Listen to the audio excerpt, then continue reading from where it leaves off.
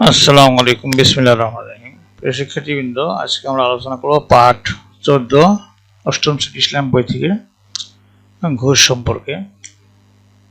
পরিচয়: ঘুষ অর্থ হল উৎকুশ, আর আরবি প্রতিশব্দ বেশওয়াত। রেশওয়াত বলা হয়। রেশওয়াত অবৈধ সহায়তার জন্য প্রদত্ত গোপন পারিতোষিকই ঘুষ। কর্তব্যরত কোনো ব্যক্তির নিকট থেকে কাজ আদায় করার উদ্দেশ্যে কিছু দেওয়া ঘুষের অন্তর্ভুক্ত। কোনো ব্যক্তির জন্য সুপারিশ করে উপঢৌকন গ্রহণ করাও ঘুষ।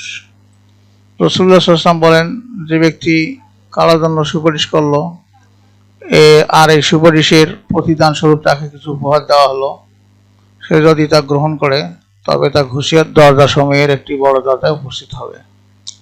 এটা কিতাবুল কাবারি। কুফর হলো ঘুষ একটি সামাজিক অপরাধ। ঘুষ লেনদেনের মাধ্যমে অন্যের অধিকার ক্ষুণ্ণ হয়। ঘুষ গ্রহীতাকে সকলে ঘৃণা করে। ঘুষ গ্রহণ এবং দেওয়া দুটি হলো পাপ কাজ। ঘুষ গ্রহীতা ও দাতার উপর আল্লাহ তাআলা অভিশাপ বর্ণিত হয়। রাসূলুল্লাহ সাল্লাল্লাহু আলাইহি ওয়াসাল্লাম বলেন, লানাতুল্লাহি আলা রাশি ওয়াল মুরতাশি। অর্থ হলো ঘুষদাতা ও ঘুষ গ্রহীতার উপর আল্লাহর অভিশাপ বর্ষিত হয়। ইবনু মাজাহ। ঘুষ দেওয়া ও নেওয়া উভয় অমার্জনীয় অপরাধ।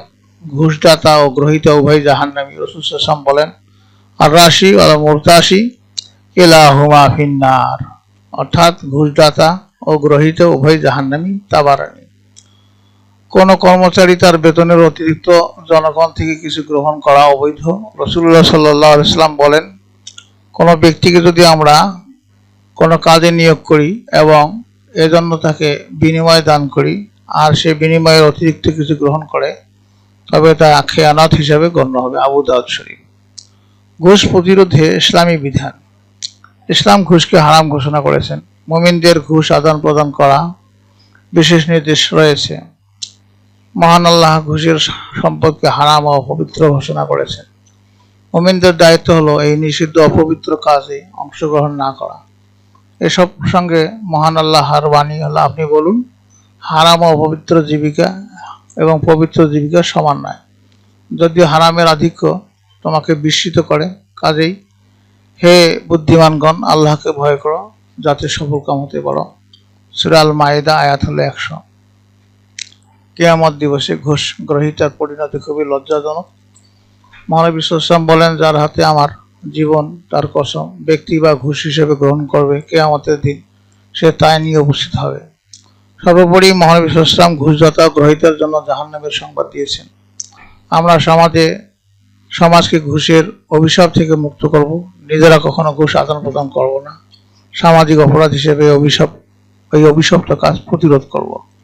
প্রিয় শিক্ষার্থীবৃন্দ, তোমাদের কাজ হলো তোমরা কয়েকটি দলে ভাগ হয়ে ঘুষের সামাজিক কুফলগুলোর একটি তালিকা তৈরি করবে এবং শ্রেণীকক্ষে উপস্থাপন করবে।